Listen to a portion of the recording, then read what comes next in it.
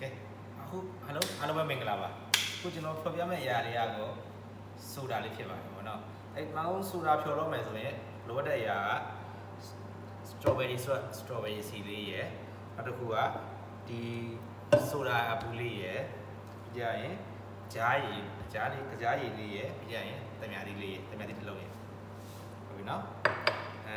ဘာလို့စားဖြော်တော့မယ်ဆိုရင် strawberry ဆို30 ml ထည့်မယ်နော်ကျွန်တော်ထည့်ပြီးသားပါလိမ့်မယ်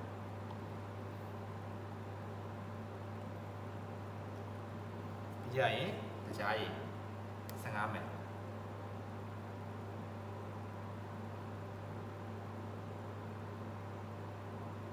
ကြားရည်15 ml ပ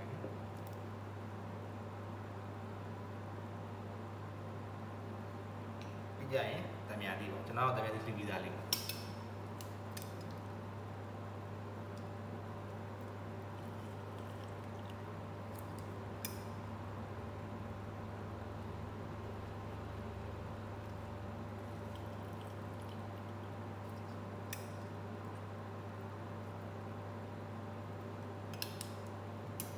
ကြရင်ဆိုတာ150 ml ထ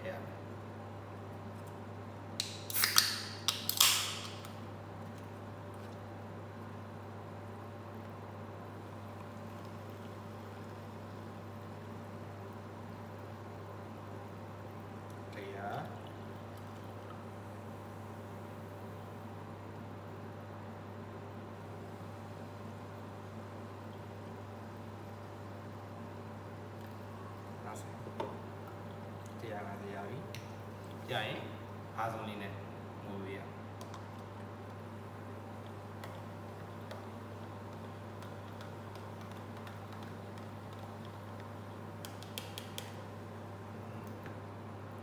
ကြာရင်ဒီဆိုတာပူလေးက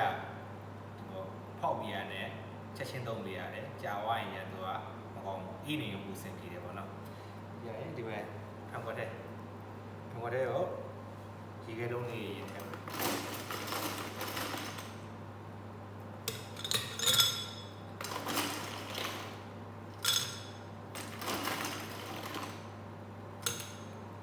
ပြီးရင်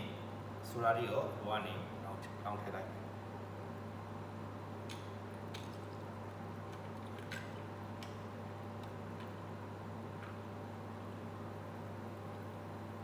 ကြာရင်အများကြီးစိတ်လေးကိုထည့်လိုက်အဲဆိုရင်ပြည့်စုံတဲ့ဆိုတာတစ်ခွက်ရပါပြီ